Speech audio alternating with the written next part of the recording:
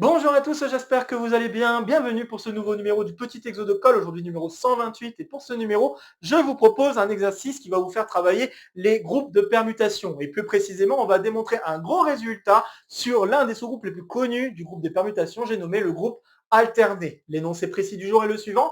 Prenons n supérieur ou égal à 3 et considérons AN le groupe alterné de Sn qui est en fait défini par les permutations de 1n de signature positive. On va alors démontrer que AN est engendré par les trois cycles de Sn. Et que de plus, si on suppose que n est supérieur ou égal à 5, on va démontrer alors que tous les trois cycles sont conjugués dans AN.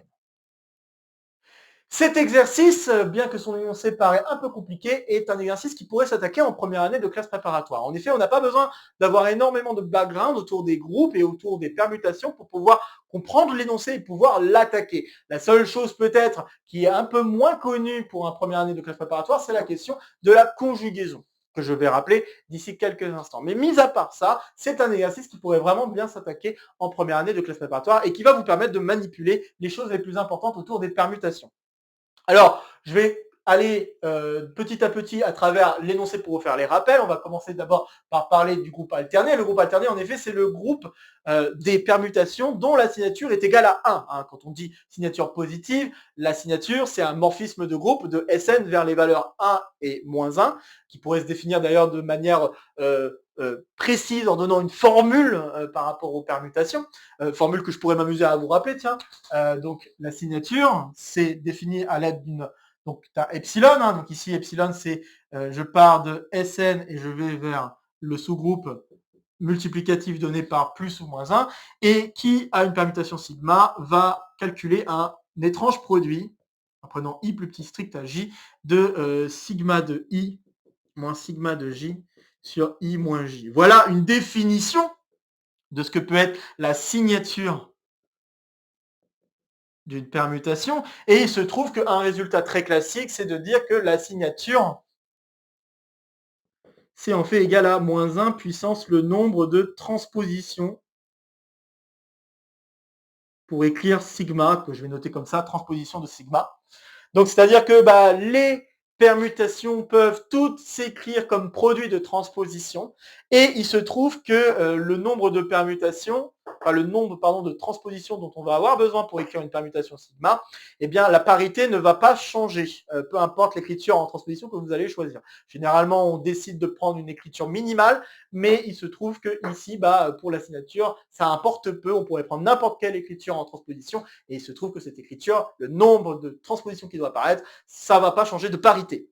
Et donc voilà, ça fait partie des résultats assez classiques que l'on pourrait démontrer sur la signature. Et donc, le groupe alterné, c'est tout simplement le noyau de ce morphisme. C'est juste regarder les permutations qui sont envoyées vers 1. Et donc, par conséquent, vous pourrez tout de suite constater qu'il vous faut alors un nombre pair de transpositions qui doit apparaître pour pouvoir prétendre à être un élément qui est dans le groupe alterné. Notez, cette chose-là peut être importante pour l'exercice. Et ensuite, la question des trois cycles. Déjà, qu'est-ce que c'est qu'un trois cycles? Un trois cycles, en fait, c'est une permutation où on a juste trois éléments qui permutent. Et ces trois éléments, on va les appeler I, J, K. Vous allez avoir I qui est envoyé vers J, J qui est envoyé vers K et K qui est envoyé vers I. Et ce genre de cycle, on va les noter généralement entre parenthèses comme ceci. Donc, quand j'écris un cycle comme ceci, donc ça, c'est un trois cycles, puisque le cycle est de longueur 3. Et là, qu'est-ce que je dis? Je dis alors que si sigma égale ça, j'entends que sigma de i, c'est j, sigma de j, c'est k, et sigma de k, c'est i. Voilà, quelques rappels de notation qui peuvent être utiles. Donc voilà, on peut en effet écrire les trois cycles comme ça, et on peut aussi écrire les transpositions, et n'importe quel cycle, d'ailleurs, de n'importe quelle longueur, de cette manière-là, en disant le premier va vers le deuxième va vers le troisième, etc. Et le dernier est envoyé vers le premier.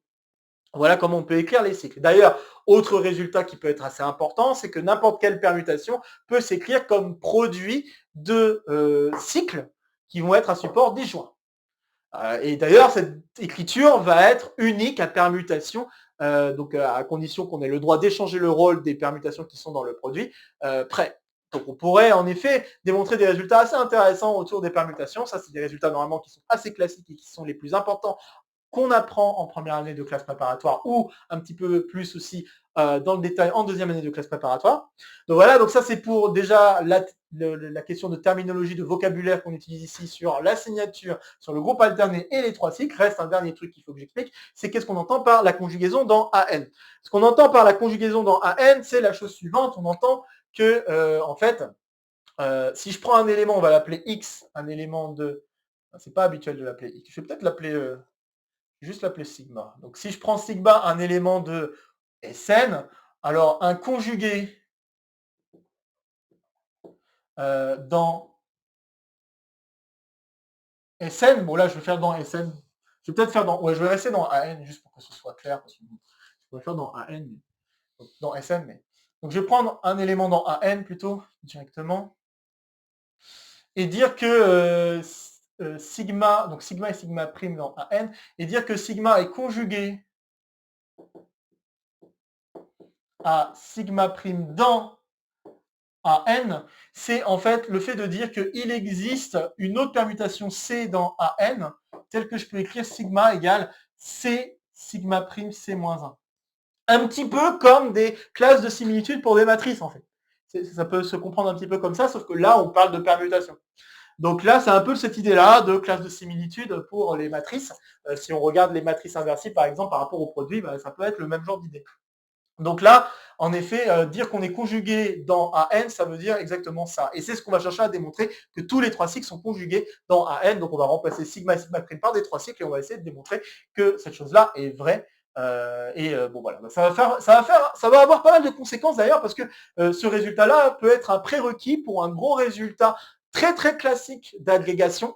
On va en parler à la fin et d'ailleurs je pense qu'on va même en faire un exo de colle parce que je pense que c'est un exercice hyper important qui pourrait être très utile également pour des gens en classe préparatoire juste pour manipuler les notions qui me semblent vraiment les plus importantes en travaillant avec le groupe alterné. Je pense vraiment que ce type d'exercice peut apparaître dans un sujet concours et donc je pense que ça fera pas de mal de travailler ce gros résultat qui pourrait découler un petit peu de ce qu'on va démontrer ici. Bien sûr, il reste des choses à démontrer, c'est pour ça qu'on va en faire un exo de colle, mais sachez que voilà, c'est vraiment un préambule pour un gros résultat qui est un résultat très classique d'agrégation. Voilà, je pense que j'ai dit l'essentiel de ce que j'avais à dire pour comprendre l'énoncé que j'ai donné là, et puis pour pouvoir avoir à peu près tout ce qu'il faut savoir pour attaquer l'exercice. Donc je vous invite dès maintenant à faire une pause sur la vidéo pour essayer de résoudre l'exercice par vous-même avant que je ne vous dise quoi que ce soit d'autre. Ok, j'espère que vous aurez essayé. C'est pas un exercice si difficile que ça. Hein. En tout cas, je ne pense pas. C'est pas un exercice difficile, c'est un exercice surtout qui va vous demander de manipuler les permutations. Et c'est là la difficulté en fait. La vraie difficulté est de vérifier est-ce que vous avez bien compris ce qu'on entend par manipuler une permutation. Hop. Alors on va se lancer donc dans la résolution et commencer par démontrer le fait que AN soit engendré par les trois cycles dans Sn. Donc, résolution.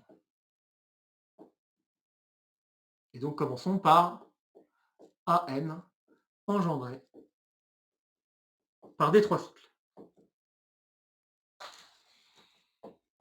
Alors, je vous ai rappelé un truc qui était très utile pour démarrer l'exercice. Je vous ai dit, quand vous prenez une permutation dans AN, c'est équivalent à dire que sa signature est égale à 1. Et ça, c'est équivalent à dire que sigma est un produit d'un nombre pair de transpositions.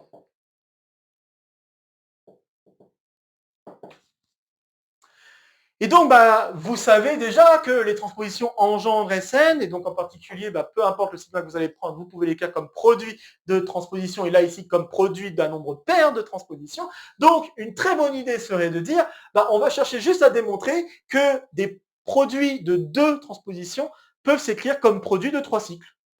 Et si j'arrive à montrer ça, on aura terminé. Et donc, c'est exactement ce qu'on va faire. Donc, il suffit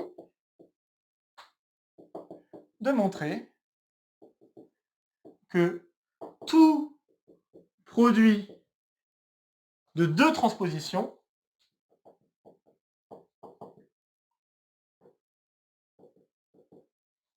est produit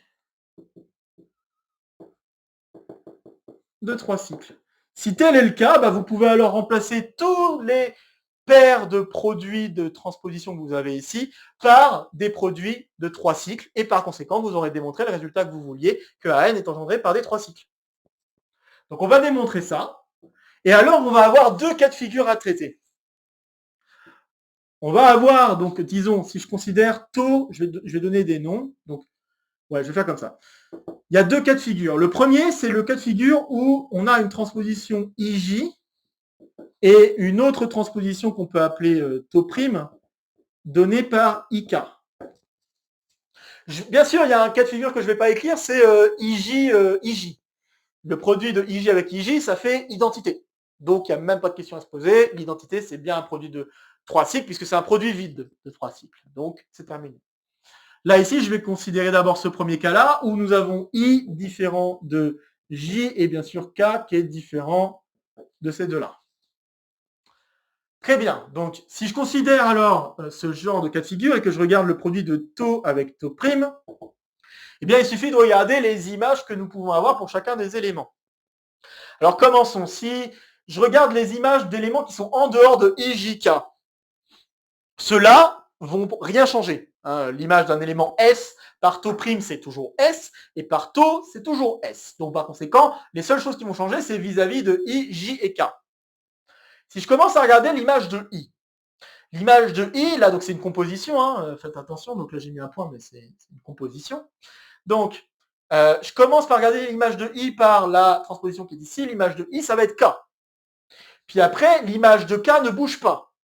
Donc je me rends compte que l'image de I, je vais tenter de l'écrire en cycle, ou en transposition, sinon, enfin voilà, produit de transposition, c'est pas ce que j'ai envie de l'écrire en cycle. Donc, je vais avoir I, et I va donc devenir K. Très bien. Et après, alors une fois que j'ai ce K, je regarde, l'image de K c'est quoi? Alors l'image de K par taux prime c'est I, puis après l'image de I par le taux maintenant c'est J. Donc on se rend compte que l'image de K c'est J. Très bien, donc ça veut dire que je peux continuer à écrire mon cycle de cette manière-là. Puis après l'image de J c'est qui? L'image de J par taux prime, c'est J lui-même, puisque J n'apparaît pas là-dedans. Mais l'image de J par IJ, c'est juste I. Oh ça y est, on a bouclé. Et qu'est-ce que je viens d'obtenir? Un 3 cycles. Oh voilà, déjà on est content.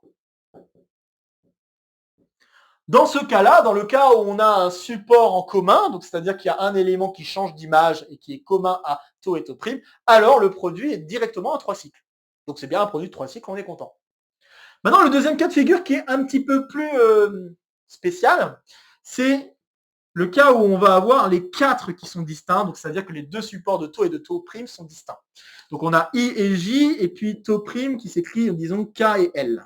Donc la transition KL, avec donc bien sûr I, J, K et L, 3 entiers distincts, donc, dans 1, N, 2 à 2 distincts.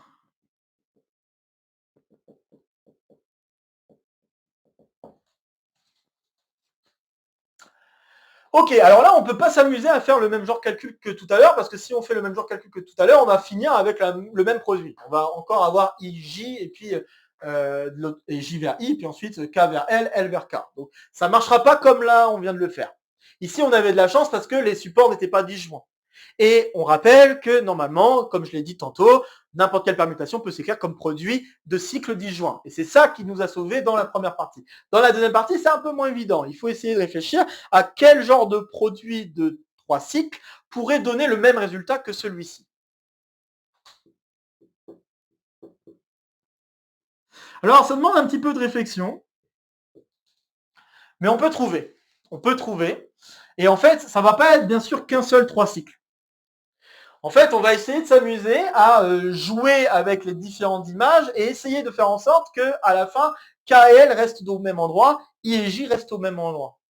Et pour essayer de faire ça, si on réfléchit un petit peu, on peut commencer à se dire, ok, alors l'image de I, ça doit être J. Pourquoi pas essayer de dire que l'image de J, c'est K, puis K, c'est I. Et essayer ensuite de faire une composition avec un autre 3 cycles qui nous permettrait de sauver un peu les meubles et de faire en sorte que finalement, on se retrouve bien avec les bonnes transpositions. Alors, bien sûr, là, je viens d'écrire ce genre de choses-là comme ça de manière un peu théorique. C'est vrai que c'est pas forcément évident à trouver. Alors, on pourrait juste faire un exemple. Et vous allez voir que ça va nous aider. Si on commençait à essayer de faire un exemple de produit de 3 cycles, qui s'écrirait comme produit de transposition. On pourrait donc, comme je l'ai dit, commencer à se dire, ok, imaginons là un instant que i égale 1, que j égale 2, que k égale 3 et que l égale 4. Qu'est-ce qui se passe si je fais le cycle 1, 2, 3? Ok. Donc le cycle 1, 2, 3, ça va faire l'image de 1, c'est 2, l'image de 2, c'est 3, l'image de 3, c'est 1. D'accord. Si je m'amuse maintenant à essayer de faire un autre cycle derrière, qui pourrait me permettre de sauver un peu ce qui se passe. Donc là, je ne sais pas, j'aimerais bien essayer, je vais essayer un exemple, je vais essayer par exemple 2, 3, 4, en disant que les deux cycles ont un support commun qui serait 2, 3. Que se passe-t-il si je fais un produit de 3 cycles? En fait, c'est ça qu'il faut se poser comme question. Qu'est-ce qui se passe quand je fais un produit de 3 cycles dont le support n'est pas disjoint? Parce que si le support est disjoint, là, on a un problème. Ça, c'est sûr que ce n'est pas un produit juste de 2 transpositions. Donc si j'essaye de faire celui-là, et réfléchissons un petit peu, essayons de voir ce que ça donne. Alors, si j'essaie de faire ça, on voit alors que l'image de 1, puisque là il ne se passe rien, l'image de 1 c'est 2. Maintenant, l'image de 2, l'image de 2, l'image de 2 c'est 3 ici. L'image de 3 c'est 1. Tiens, tiens. Yes, j'ai une transposition ici. Ok. Et puis maintenant, si je regarde l'image de 3, parce que j'ai déjà fait l'image de 1, l'image de 2. Si je regarde l'image de 3, l'image de 3 c'est 4. 4, il ne se passe rien ici. Très bien, donc du coup 4, l'image de 3 c'est 4. Et maintenant si je pars de 4, l'image de 4 c'est 2, l'image de 2 c'est 3. Tiens, tiens. C'est pas beau ça? Et là je viens de faire juste un test comme ça en disant, bon ok, je vais faire juste un produit de 2 cycles et voir un petit peu ce qui se passe. On aurait pu peut-être penser à d'autres produits de 2 cycles, de 3 cycles, pardon, et essayer de voir un petit peu ce qui se passe. Et essayer de voir aussi, est-ce qu'on peut obtenir un produit de transposition. Ce qui m'a permis, ce qui peut donner une idée que le support doit au moins contenir 2 éléments communs, c'est le fait que vous voulez un produit de 2 transpositions et pas de 3 transpositions ou de 4 transpositions. S'il y avait plus de transpositions dans votre produit, peut-être qu'il serait judicieux de séparer un petit peu plus les 3 cycles et d'avoir des supports un petit peu plus disjoints. Disjoint pas totalement, encore une fois, mais un petit peu plus disjoint. Donc si on pense comme ça, eh bien, en effet, il semble un petit peu naturel de faire en sorte que l'intersection soit le plus grand possible et de construire ce produit de 3 cycles. Bon voilà, je viens de vous convaincre que cette formule-là marche. Remplacez maintenant I, J, K, L par ce que je viens d'écrire et vous avez le résultat. Ce produit ici peut s'écrire le produit de I, J, K avec le produit de J, K, L. Et donc, ça veut dire que ce produit de transposition, ça s'écrit bien comme produit de 3 cycles. On a gagné. Et je viens donc de traiter les seuls cas qu'on avait à traiter pour pouvoir montrer que les paires de transposition, les produits de paires de transposition sont bien des produits de 3 cycles. Terminé, donc on peut conclure que AN est engendré par des 3 cycles.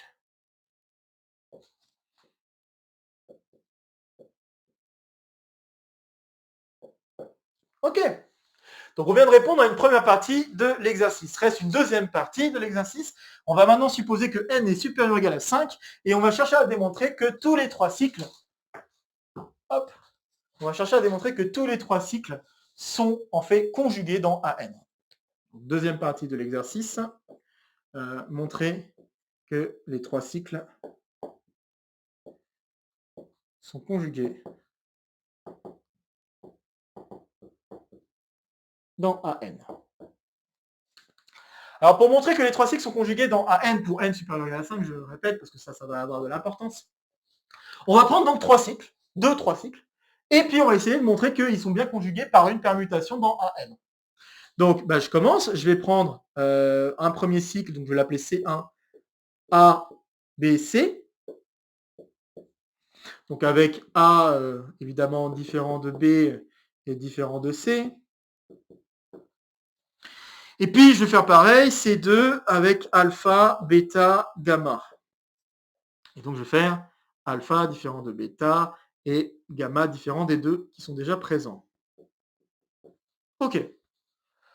Alors, le truc le plus bête qu'on puisse faire, c'est de se rappeler d'une propriété importante sur la conjugaison par n'importe quelle permutation. En effet, si je fais une conjugaison par une permutation quelconque sigma, pour un cycle, eh bien ce qui va se passer, c'est que dans ce cycle, on va juste faire l'image de chacun des éléments.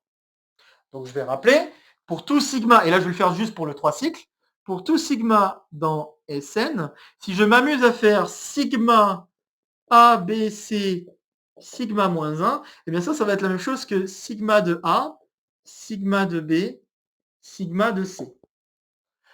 Alors, ça, c'est un résultat qu'on a d'ailleurs revu à travers un interro surprise que je vais vous mettre en description si vous voulez retravailler un petit peu des choses là-dessus. C'était d'ailleurs sur la détermination du centre de Sn. Quand n est supérieur ou égal à 3, on peut montrer que le centre de Sn s'est réduit à l'identité et notamment on utilise ce truc-là sur les transpositions. Ici, on va l'utiliser sur le 3 cycles et comment on le démontre, c'est pas très difficile. Vraiment, prenez n'importe quel élément qui n'est pas dans ce support et vous allez voir très vite que son sigma moins 1 n'est pas dans ABC, donc il ne se passe rien. Et après, vous allez appliquer sigma moins 1, et vous allez revenir à finalement l'élément que vous aviez choisi au départ. Si par exemple vous prenez A, enfin sigma de A, par contre, sigma de A, son image c'est par sigma moins 1, c'est tout simplement A. L'image de A ici, ça sera B, puis après vous faites sigma de B. Donc bien l'image de A, sigma de A, c'est bien sigma de B pour la transposition qu'on va obtenir. Et vous refaites pareil pour B, et vous refaites pareil pour C, et vous allez conclure. Donc, c'est pas un résultat si difficile à démontrer, et je vous assure, et je vous invite fortement à essayer de le démontrer par vous-même, dans un cadre complètement général, où je mettrai n'importe quel cycle ici au milieu. Vraiment, pas très difficile. Maintenant que j'ai rappelé ça, le truc le plus bête donc qu'on ait envie de faire, c'est de choisir une permutation de façon à ce que l'image de A, c'est alpha, l'image de B, c'est bêta, l'image de C, c'est gamma. Et c'est exactement ce que je vais faire. Considérons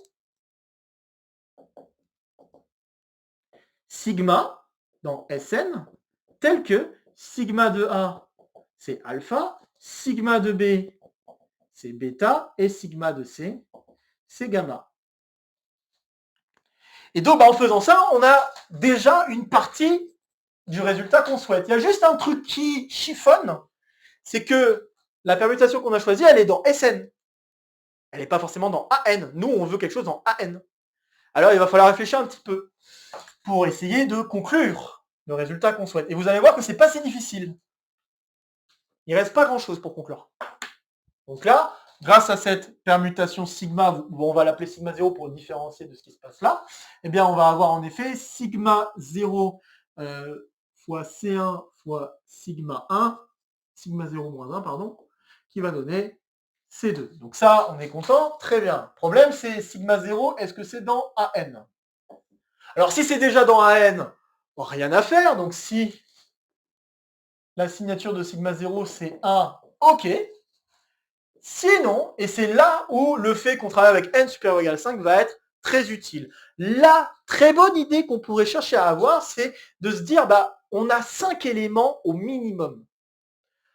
Alpha, bêta, gamma, c'est déjà 3 éléments. On pourrait s'amuser à dire, vas-y, je vais prendre 2 éléments différents donc de alpha, bêta, gamma, et juste échanger ces 2 éléments. Comme ça, je me retrouve alors à multiplier mon sigma par une transposition et me ramener à un élément qui est finalement un élément de AN. Et après, il faut vérifier, est-ce que par la composition, ça va encore marcher? Oui, ça va encore marcher parce que les seuls éléments qui vont être impactés dans la conjugaison, c'est tout simplement A, B et C. Et donc, les transpositions que je vais considérer vont probablement être à support disjoint par rapport à ce qui se passe ici. Voilà. C'est même pas probablement, c'est sûr. Donc, voilà, l'idée, c'est donc bien ce que je viens de dire. Donc, si la permutation est égale à 0, on peut alors considérer I et J des éléments qui apparaissent dans un N, mais qui ne sont pas alpha, bêta et gamma, et poser sigma 0 ou sigma 1 peut-être, comme étant la transposition IJ fois sigma 0. Et en faisant ça, vous pouvez vous amuser à vérifier que tout marche bien. Donc en effet, on aura encore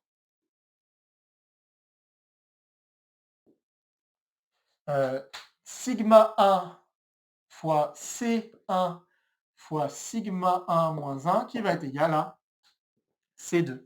Et là, je vous invite fortement à le faire par vous-même, parce que là, c'est juste les images de I et J qu'il faut checker, mais sigma moins 1 de I et sigma moins 1 de J, ça va être des choses qui vont être différentes de A, B ou C. Donc, par conséquent, le cycle ne va rien faire. Et après, vous faites juste sigma 1 de sigma moins 1 de votre I ou de votre J, et vous retrouvez finalement à nouveau avec l'image de I ou l'image de J Donc ça va juste échanger le rôle de I et J, mais rien de difficile puisque vous l'avez échangé dans un sens, puis vous allez le rééchanger dans l'autre. C'est tout ce qui va se passer. Donc voilà, vous pouvez vous amuser à vérifier qu'on a ça et donc conclure ici que sigma 1 est bien un élément de AN parce que maintenant c'est bien de signature égale à 1. Et donc c'est terminé, je viens de démontrer en effet que tous les trois cycles de AN sont conjugués dans AN. Et voilà, ceci conclut alors l'exercice. Pas mal, non? Alors, qu'est-ce qu'on a alors comme conséquence? On a une conséquence tout de suite qui nous vient de ce qu'on vient de démontrer. C'est la chose suivante. Si je prends un groupe, alors là, je vais parler un petit peu plus de choses évoluées. Si je prends un groupe qui est distingué dans AN, donc qu'est-ce que j'entends par groupe distingué? J'entends que ce groupe-là est stable par conjugaison par rapport à des éléments de AN. Donc ici, j'entends, je vais être un peu plus précis, pour n'importe quel G dans G, pour n'importe quel sigma dans AN, si je m'amuse à faire sigma G, sigma moins 1, je me retrouve à nouveau avec un élément qui est dans G. Donc si je prends un groupe, un sous-groupe distingué de AN qui contient un 3 cycles,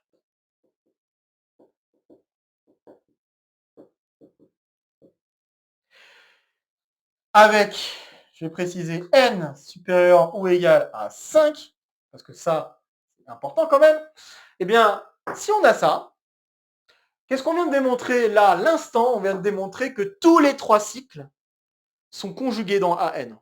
Donc ça signifie que G contient tous les 3 cycles. Mais qui est engendré par tous les 3 cycles? AN. Bon, bah, ça veut juste démontrer, enfin, ça veut juste dire que G, et c'est ce qu'on vient de démontrer avec ces deux choses-là, ça veut juste dire que G, c'est tout AN. Donc, sous ces conditions, nous avons finalement que G est directement égal à AN. Et ça, c'est un premier pas pour un gros résultat qu'on voit en fait, un gros résultat classique qu'on voit en agrégation. C'est le résultat qui dit que AN pour n supérieur ou égal à 5 est un sous-groupe simple. Et ça, et en fait, même un groupe simple tout court, pardon, je devrais dire. C'est un sous-groupe de ASN, mais c'est un groupe simple. Et qu'est-ce que ça veut dire un groupe simple? Ça veut dire que les seuls sous-groupes qui sont distingués dans AN, eh bien c'est le sous-groupe trivial, donc juste engendré par l'identité et c'est tout, et le sous-groupe entier. Et bon bah en fait, on peut démontrer ça en essayant d'utiliser ce corollaire. Et après, bon bien sûr, il y a plein d'autres petits trucs à faire, parce que c'est quand même un peu subtil à démontrer. Mais en effet, globalement, l'idée, ça va être de chercher à démontrer que si on a un sous-groupe qui n'est pas réduit à le sous-groupe juste avec l'identité, eh bien, on peut démontrer qu'il y a forcément un 3 cycles. Et à partir de ce 3 cycles, bah, grâce à ça et grâce à ce qu'on vient de démontrer, on peut conclure que le sous-groupe, c'est directement AN. Donc, prochain exo, ce ne sera pas forcément le prochain exo de colle. Ça sera de démontrer que AN est simple pour N supérieur ou égal à 5. Et il se trouve que ce résultat implique pas mal de petites choses, notamment un truc que j'ai commencé à raconter sur un autre moment de la chaîne, un truc en plus. En effet, ça va être lié à toute la théorie de Galois, puisque à cause de ça, vous ne pouvez pas forcément résoudre des équations polynomiales de degré 5 ou plus avec des formules faisant intervenir des racines carrées, des produits, des sommes et les coefficients du polynôme que vous avez en jeu.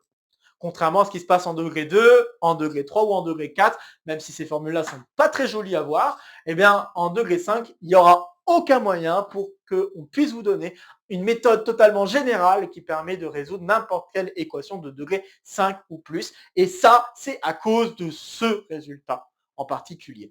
Bien sûr, il y a plein d'autres trucs à dire parce qu'il y a plein de trucs liés à la théorie de Galois et ça, j'espère avoir la possibilité de vous développer ça plus en détail à travers les vidéos d'un truc en plus. Mais sachez que c'est lié à ce résultat-là, le problème qu'on ne puisse pas résoudre par radicaux les équations polynomiales de degré 5 ou plus. Voilà, je pense que je vous ai fait des teasers pour pas mal de choses. Donc, bah, n'hésitez pas à partager la vidéo si vous connaissez des camarades qui pourraient être intéressés par cette vidéo ou par le contenu de la chaîne de manière plus générale. N'hésitez pas à laisser en commentaire vos questions, vos remarques, vos retours concernant cet exercice et aussi à checker quelques petits liens que j'ai mis en description pour revoir d'autres vidéos de la chaîne en lien avec ce que je viens de raconter ici. Comme d'habitude ici, ça sera pour me soutenir, ici ça sera pour vous abonner, n'oubliez pas d'activer la clochette, de nouvelles vidéos vont se proposer à vous pour continuer à faire le tour de la chaîne et sur ce, je vous retrouve très vite pour de prochaines aventures mathématiques. Portez-vous bien et à très bientôt. Salut à tous!